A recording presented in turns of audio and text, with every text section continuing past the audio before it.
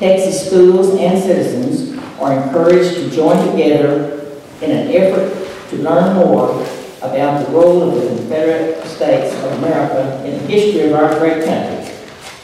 Texas is represented in the War between the states, also called the Civil War, by a star in the first national flag, Circle of Stars.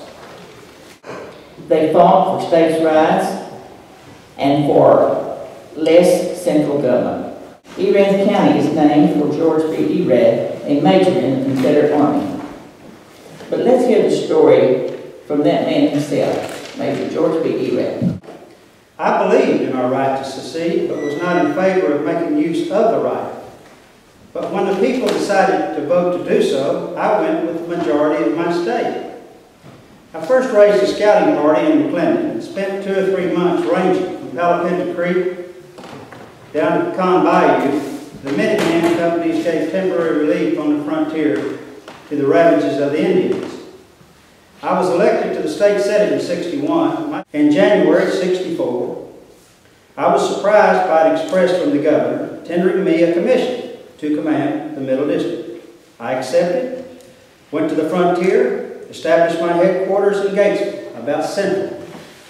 A leading citizen after the war was H.M. Crow. He wrote many letters home to his wife Molly. Today she will share some of those letters with you. I'm Molly Crow. I just got a letter from my beloved husband. It's the first one that I have received since before Thanksgiving. It's December 1863, nearly Christmas. He writes, "Dear wife, good morning. Here I am in Arkansas, the last place in the Southern Confederacy. I read your letter of the 8th and would have answered it immediately, but for my hand.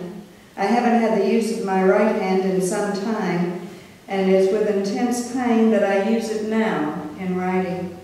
I don't pretend to know my destination. The health of the men is very bad, and the only feeling that I hear is, stop the war, any way it can be done." Sons and Daughters of the Confederacy sponsored an essay contest for 8th grade students at Gorman recently, at Gorman Junior High. She was the winner out of 26 entries, and she will read her essay for us at this time.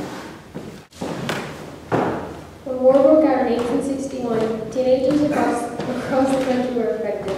While today's teens may seem careless and lazy, it was the complete opposite during the Civil War.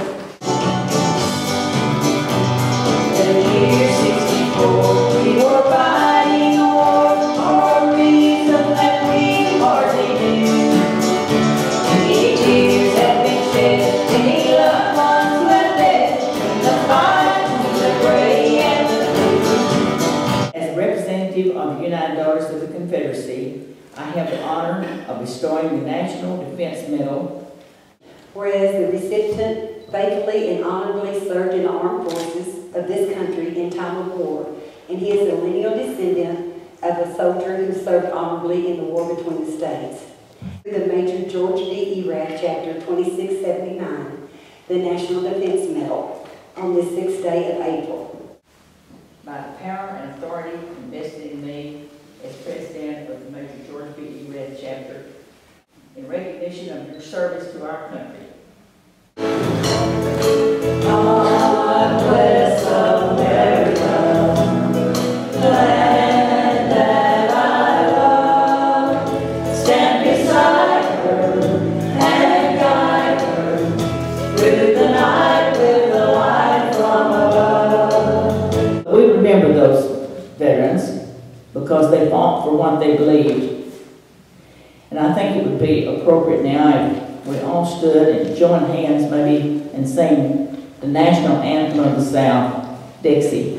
After that, we'll have a benediction. Wish I was in the land of cotton, old times there are not forgotten. Look away, look away, look away, Dixieland.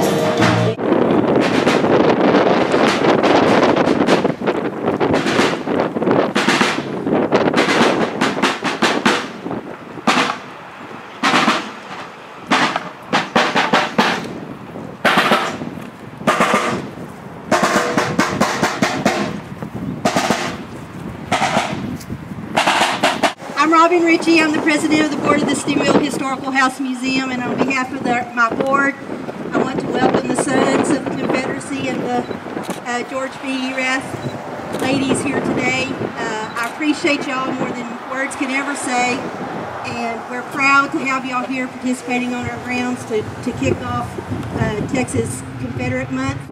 At the close of the bloodiest and most costly war Americans ever fought, General Robert E. Lee bade farewell to his once mighty Army of Northern Virginia in General Order Number 9.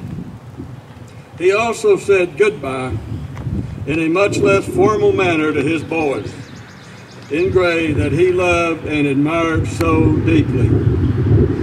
What he said was, "Boys, I've done the best I could for you.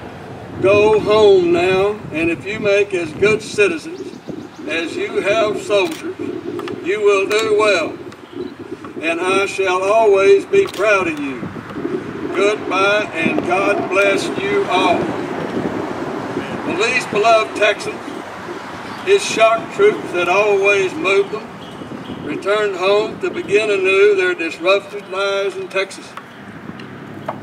Many other Southern soldiers returned home peacefully, as their general bade them, only to find desolation and ruin accompanied with crushing poverty. As a result, they left their home states and came to Texas to join once again with their former Texas comrades in arms, to begin a new, another hard fight. The fight to convert Texas from a raw, wild, dangerous frontier into what has today become the greatest state in the Union. Amen. Aim. Fire. Load and count.